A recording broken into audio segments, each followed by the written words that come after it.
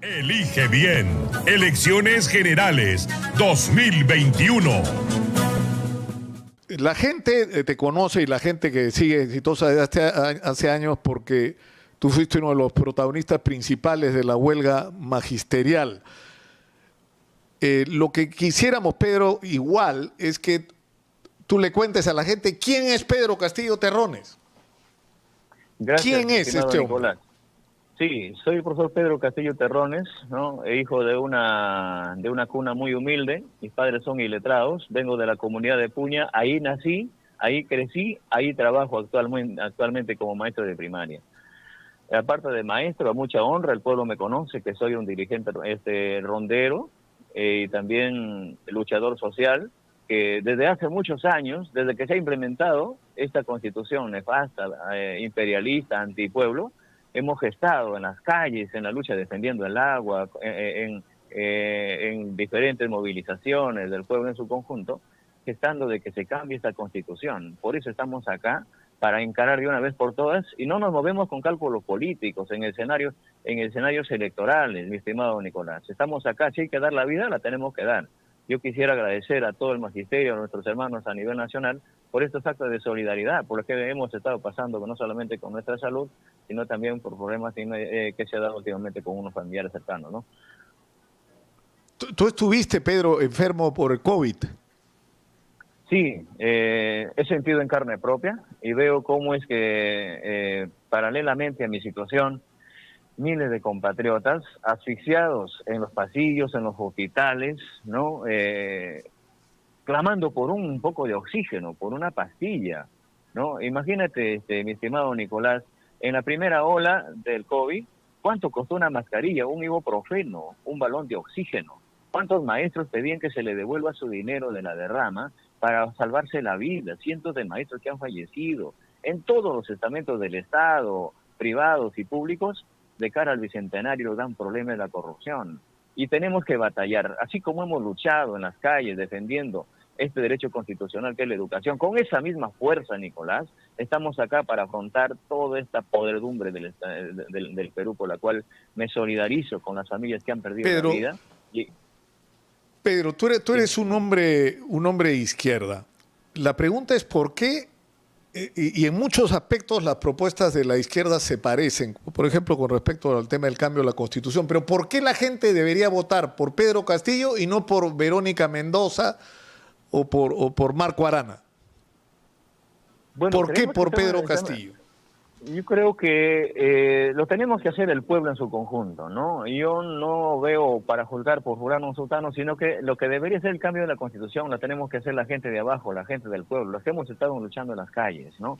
Entonces creemos importante porque primero, el grito del cambio de la Constitución no se da en un escenario netamente electoral, se tiene que dar juntamente con los ronderos, los maestros, los médicos que están en plena pandemia haciendo huelga, las amas de casa, la gente que saca en una carretilla a venderte huevos de codorniz y no son escuchados.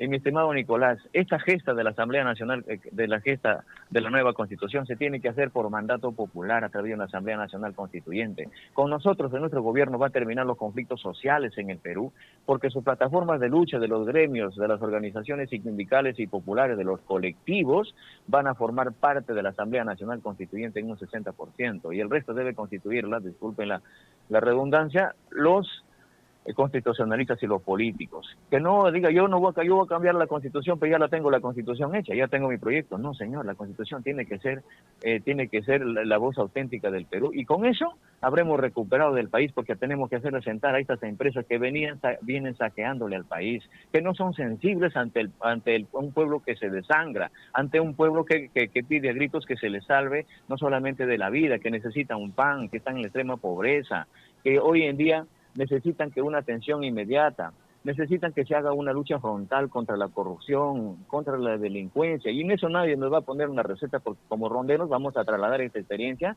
a las ciudades más grandes para combatir la delincuencia. ¿Qué es lo que proponen exactamente ustedes cambiar de la Constitución? O sea, ¿se va a reestatizar todo lo que fue privatizado?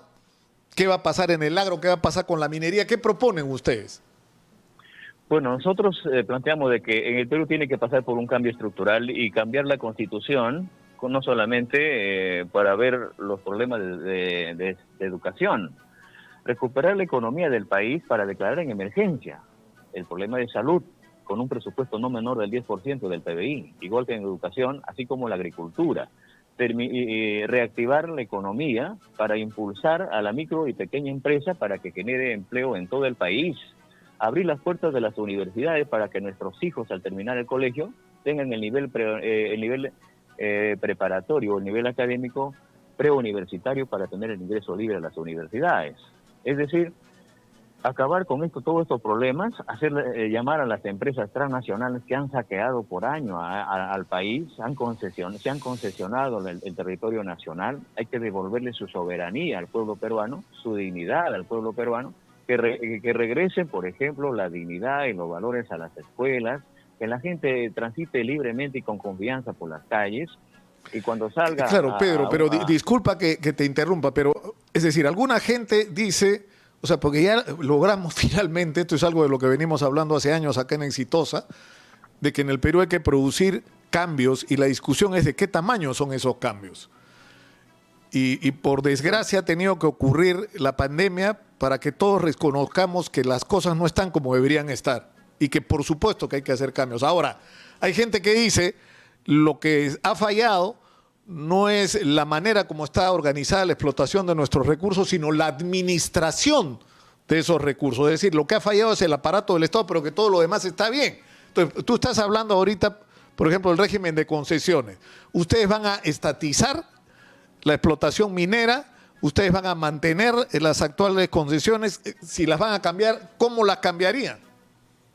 Hablando específicamente de la minería, que es la principal fuente de ingreso del país. Específicamente la minería, mi estimado Nicolás, yo creo que eso pasa porque la Asamblea Nacional Constituyente y el pueblo así lo siente, que tiene que renegociarse, tiene que revisarse estos contratos, y justo está especificado en el artículo 62 de la Constitución Política, que es el meollo del modelo económico por la cual estamos así. Creo que el mayor porcentaje de las utilidades que se han llevado por año estas empresas debe invertirse, debe revertirse para el pueblo peruano, ¿no?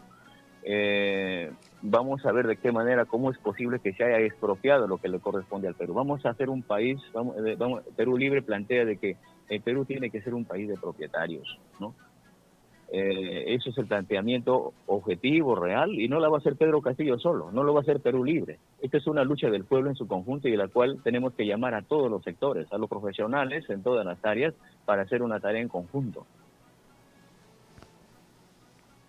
Ahora, ¿cómo va a ser Pedro Castillo Terrones para gobernar el Perú en el caso de que sea electo presidente?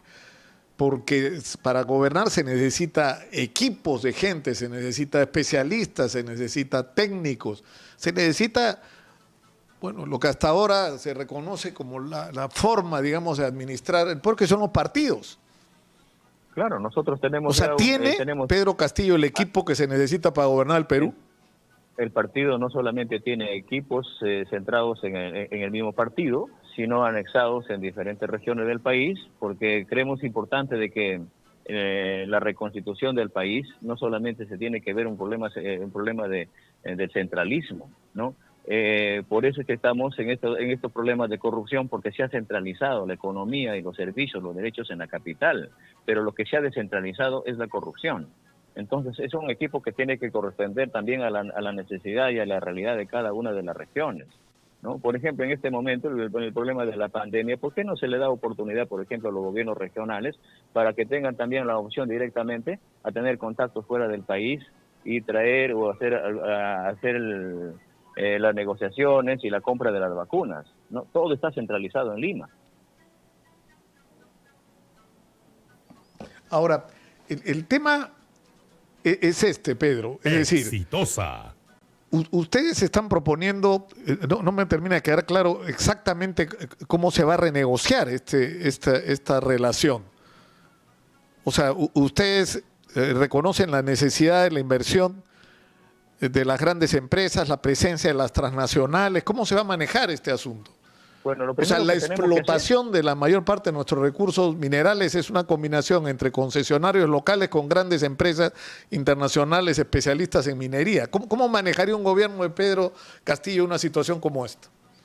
Primero llamar a las empresas transnacionales, específicamente las empresas mineras, ¿no? De las utilidades que se lleva, por ejemplo, de cada 100 soles se lleva 70 soles y 30 soles se queda para el Estado peruano. Nosotros planteamos de que 70 soles se quede para el Estado peruano, ¿no? Y 30 soles se la lleve.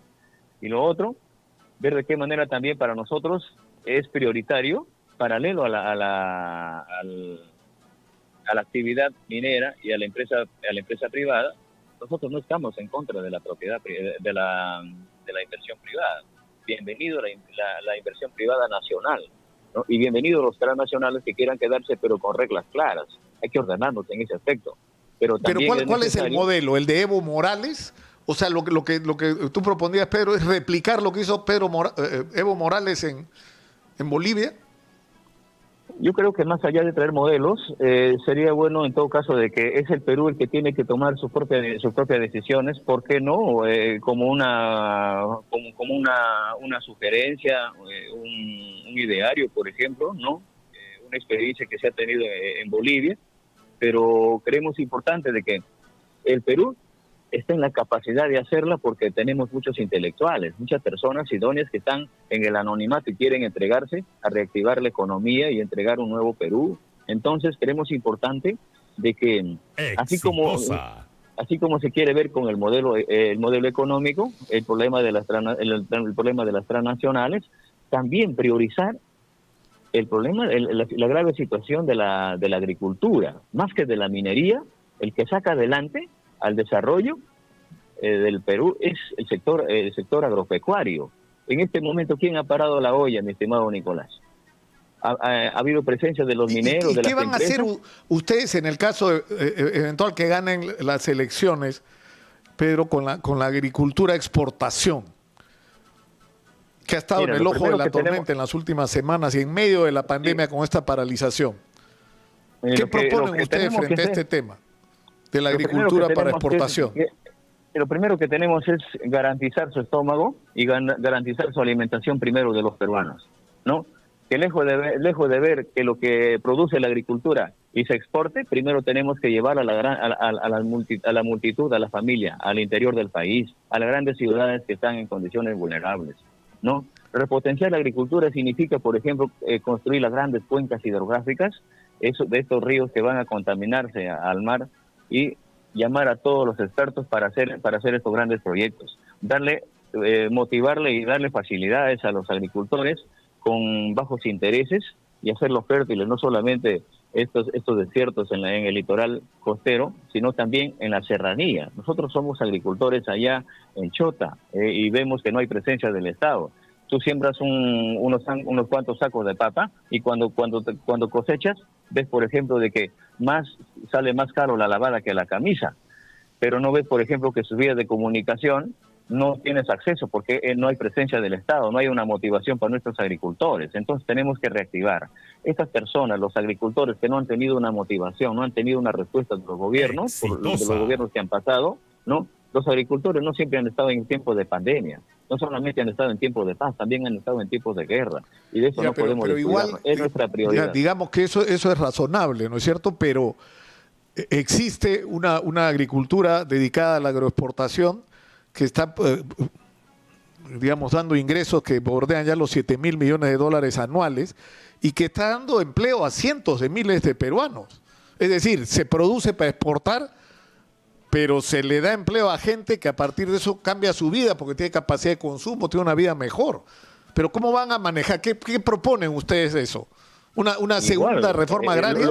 Como otros sectores de la izquierda. Agraria, yo creo que es lo más importante, ¿no? No solamente darle facilidades al micro y pequeño agricultor, sino a estas empresas, ¿no? A los agricultores que hacen este trabajo en la exportación, pero también con reglas claras, ¿no? Por ejemplo, que está bien el trabajo así como lo hace la empresa privada, pero hay que llamarlos para que también respeten la situación laboral de los trabajadores, su seguro, ¿no? Sus pensiones, que hoy en día la población, después que entregan esta mano de obra barata que se han gestado de estas empresas, la gente, incluso el mismo Estado, se para ahí en la esquina y no hace nada, no abre su boca por devolverle también sus pensiones. El problema pensionario es un problema álgido, ¿no? Ahora, me pregunta la gente en las redes, ¿a quién pondría, por ejemplo, el ministro de Economía? Si Pedro Castillo fuera presidente, ¿quién sería su ministro de Economía? Bueno, vamos a hacerlo, hay todo un equipo interno. Nosotros estamos planteando de que más allá de poner individuos, porque ese es el problema del Perú también, ¿no? De ponerte ministros improvisados, ponerte personas que se rodean con sus intereses primero. Vamos a llamar a todos los economos del país, identificados con el país, y a partir de ahí vemos la persona más viable. No tienen un nombre ustedes en este momento, o sea, Pedro Castillo no tiene en la cabeza la idea que, siendo la economía algo tan trascendente, o sea, saber de que en este equipo, para realizar las ideas que tiene, esta es la persona que va a tomar lo que es, sin ninguna duda, el ministerio más importante en el Perú. No tenemos nosotros un hombre que resalte, pero sí tenemos un equipo que es una mesa de debate, una mesa de trabajo, ¿no? Como lo deben haber en todos los sectores, por ejemplo, los agrónomos, los ingenieros, en el marco de todos los sectores. Nosotros estamos planteando llamar a todos los colegios profesionales, y sean los colegios profesionales los que tienen que proponer y plantearle, por ejemplo, qué estamos haciendo en cada uno de estos rubros. Nos gustaría de sobremanera, y eso es lo que también sentimos, la propuesta que está haciendo, por ejemplo, a nivel nacional, porque, por ejemplo, no solamente en coordinación con el gobierno, con el partido y todos los economos, se analice y se vea, no hay necesidad que esté en el círculo de Perú Libre. Si hay un economista que se entrega y que vemos que su carta es intachable y está entregada al país, ¿por qué no llamarla y que conduzca, por ejemplo, el Ministerio de Economía? No pasa por etiquetas, acá no va a haber tarjetazos y no va a haber solamente espacios para la gente de Perú Libre, que los agricultores pueden elegir a su ministro de Agricultura, que los maestros elijan a su ministro de Educación, ¿no? Que los médicos elijan a su ministro de Salud. Entonces, acá no se está buscar el sillón presidencial, mi estimado Nicolás. Aquí se está buscando trasladar el poder al pueblo y dejarlo en manos de los ronderos, en los agricultores, de los maestros, de los médicos, de la gente que está en la calle pidiendo justicia, la gente que busca una reforma judicial. Entonces, igual que los jueces también deben ser elegidos por mandato popular. Ahora, me preguntan acá por el tema de la corrupción, y directamente por Vladimir Cerrón, porque Pedro Castillo habla de que hay que luchar contra la corrupción, que es un flagelo. Sin embargo, la corrupción ha atravesado toda la clase política peruana, incluyendo a la izquierda. Y el problema es que en Perú Libre también han tenido un problema con esto. Uno de sus líderes, Vladimir Cerrón, ha estado implicado en acusaciones de corrupción. Bueno, no, mi estimado Nicolás, no sé si tú has leído su expediente o el problema judicial de Nicolás, de doctor Vladimir Cerrón. De Vladimir. De Vladimir Cerrón. No sé si tú te diste el tiempo para revisarlo. Si es que lo has leído, ahí te vas a dar cuenta de que por encima de toda situación legal, ahí se ve claramente, por ejemplo, de que hay una persecución política, ¿no? Una situación que se montan de algunas cosas administrativas, y cuando ven que un partido provinciano, cuando los líderes salen del rincón del país, de las entrañas del pueblo, aparecen y te estigmatizan y te silencian, como ha pasado no solamente con Vladimir Cerrón, sino pero con el otros problema, líderes. ¿sabes cuál es, Pedro? Que ese mismo discurso es el que comparten todos los políticos sin importar el signo. Es decir, Keiko Fujimori dice que es víctima de persecución, Vizcarra ahora está diciendo que también es víctima de persecución, Pepe Cate decía que era víctima de persecución, Alan García decía que era víctima. Es decir, todos los acusados de corrupción resulta que, pobrecitos, son perseguidos políticos. Bueno, yo creo que, por ejemplo, el mismo periodista ha revisado este caso, por ejemplo, Ricardo Seda, de La República, y ahí habla claramente, por ejemplo, este caso. O sea, es un caso totalmente distinto, ¿no? Ahora, pero si fuera de otro caso, sí, ahora sí, bueno, hay que darle su espacio, que se juzgue, ¿no? Entonces creemos importante de que si vemos con nosotros de que como persona o que se lleva intereses probados, nosotros seremos los primeros en empezar por la propia casa, ¿no? Pero cuando los casos sean probados.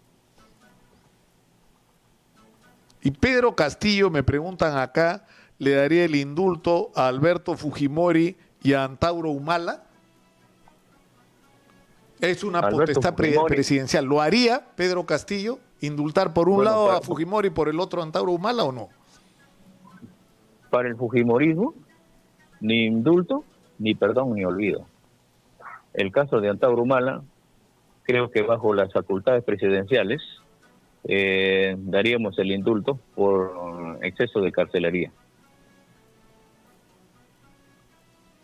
Me pregunta acá Máximo Fuentes, me pide que le pregunte por cómo va a ser para enfrentar la corrupción en el sector educación, en las UGELes, y me dice reiteradamente en la UGEL número 1. Es decir, lo que dice, que lo he escuchado muchísimas veces, es que hay corrupción en el aparato del sistema educativo. ¿Cómo va a enfrentar o cómo enfrentaría eso en el sector Pedro educativo, Castillo? Nicolás? No solamente en el sector educativo, en todos los estamentos del Estado existe corrupción, desde las municipalidades, ¿no?, hasta el gobierno central, ¿no? En este régimen que ya tiene, va pasando por cuatro presidentes, ¿no? ¿Y qué hablar del sector de educación?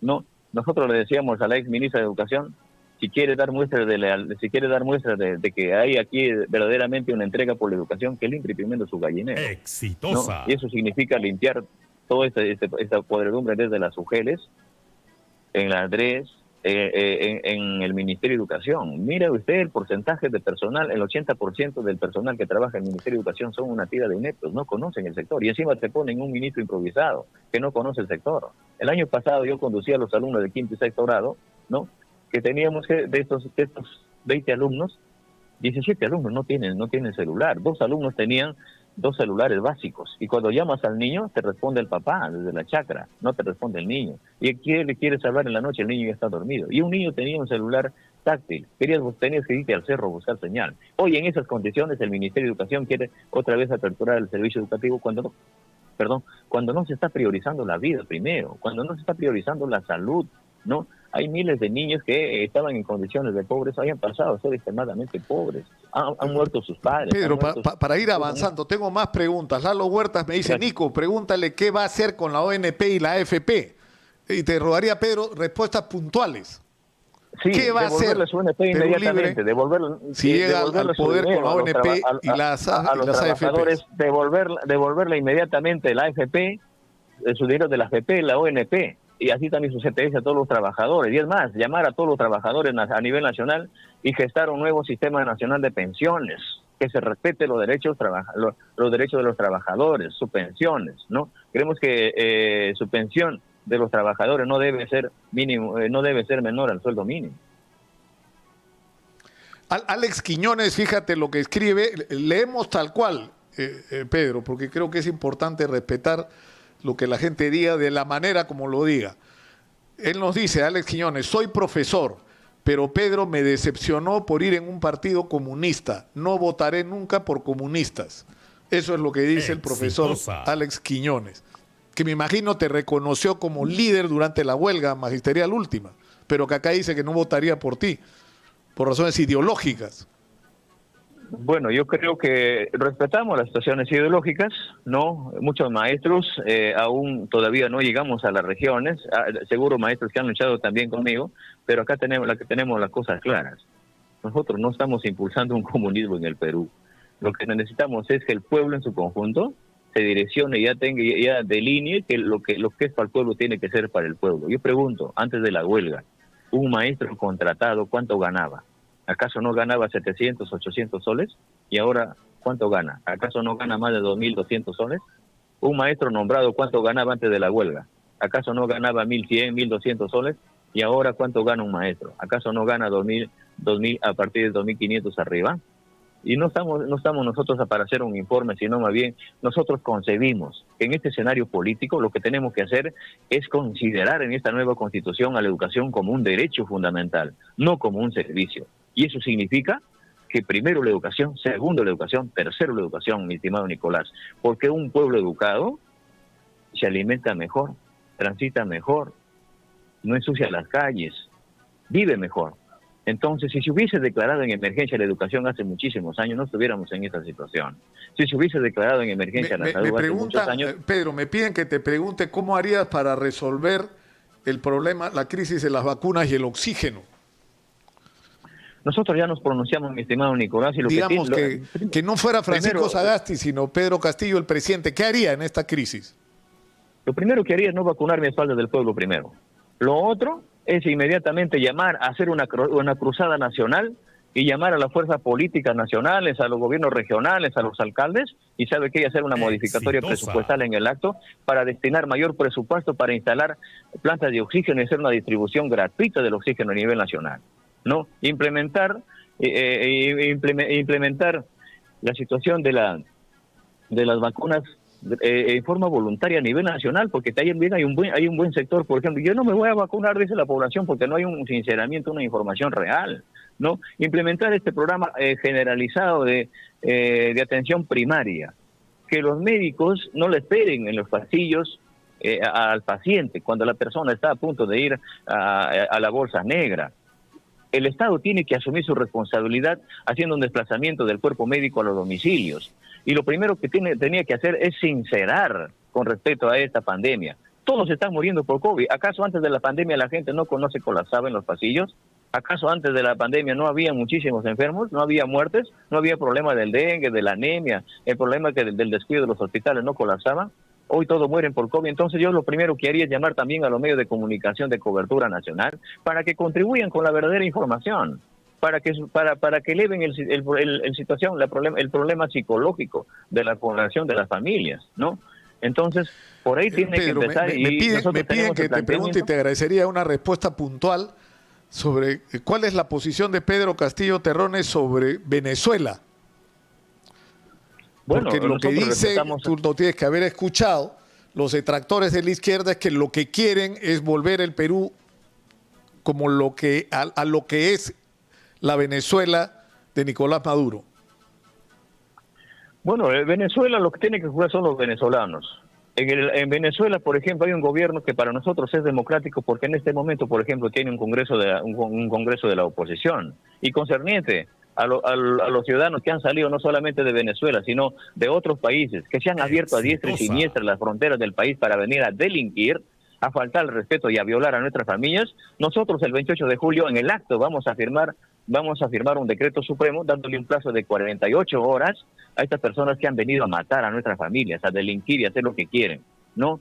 Por ahí vamos a empezar y vamos a dar, igual que con la delincuencia, vamos a trasladar esta experiencia de las rondas campesinas a las zonas urbanas para organizar a la comunidad urbana, y esta persona que delinque y reincidente hay que llevarlo con las rondas campesinas a construir puentes, carreteras, hospitales que faltan, ¿no? ¿Cómo es posible que la familia, mientras está el delincuente está en la comisaría, la familia sale con su cartel a pedir justicia, el delincuente sale por la puerta falsa? Eso tiene que terminar, y en eso nadie nos va a enseñar, porque nosotros hacemos este acto de justicia en las rondas campesinas. Me piden que le pregunte acá, no logro entrar acá, ¿por qué fue usted candidato por el toledismo? Última pregunta antes de entrar al ping-pong que hacemos siempre. Bueno, gracias, mi estimado Nicolás. Con como Toledo, al Perú no lo para nadie. Pedro Castillo, candidato a la alcaldía. Cuando nosotros veíamos, por ejemplo, de que muchos compatriotas en el régimen fujimorista, no solamente compañeros que abandonaron el país, sino que tuvimos el coraje de pararnos acá, de quedarnos en nuestro país para afrontar esta crisis. Y lo hemos hecho siempre y la seguimos haciendo. Y cuando ha habido alternativas políticas, como este caso del toledismo, fuimos invitados, participamos con la finalidad de que pensábamos de que íbamos a conducir por el camino correcto. Pero desgraciadamente se han dado estas cosas como Pedro, lo han hecho. Tenemos que terminar y vamos a hacerlo con un ping-pong. Yo te voy a decir una palabra y te rogaría que nos respondas con lo primero que te venga a la cabeza, una palabra. Mi estimado Nicolás, comencemos. Si Verónica Mendoza. Para dirigirme a las personas, a mis contrincantes, por respeto al país, no te voy a responder. Como maestro que soy, no voy a objetivar con ninguna persona en este marco del ping-pong. Pero sí voy a hacer un ping-pong. Si yo te digo Verónica Mendoza, no te viene nada. Pero no tiene por qué ser agraviante, simplemente la reacción que te provoca una palabra o un nombre. Verónica Mendoza, Sí, pero, por ejemplo. pero me voy a abstener, Nicolás. No soy de ese tipo de personas que Ya. me quiero dar algún adjetivo. Todos estamos en un escenario político y lo que quiero es que respetemos a la población. No solamente en un pacto electoral, sino más bien que vayamos al pueblo y digamos la verdad. Y no estemos solamente moviéndonos por cálculos políticos. Es necesario llamar a las organizaciones, al pueblo en su conjunto, para que seamos sinceros, seamos francos, hablemosle con la aldea, con la lealtad, no montemos. Yo, mi estimado Nicolás, por ejemplo, estas personas que aparecen en las pantallas con los primeros lugares en una encuesta, yo no sé en qué país están haciendo su campaña política, que no les encuentro en el pueblo, ¿no? Y es más, O sea, tú no le crees a esa encuesta que te pone en decimoprimer lugar, es decir, el número 11 de la lista con el 1.7%. ¿No crees en esa encuesta? la verdadera encuesta la encuentro en la calle, mi estimado Nicolás. Cuánto quisiera que los medios de comunicación y Nicolás Lucas me acompañe a caminar junto conmigo, al menos en una de las regiones del país, ¿no? Lamentablemente en las condiciones actuales, Pedro, no es posible. Elige bien. Elecciones Generales 2021.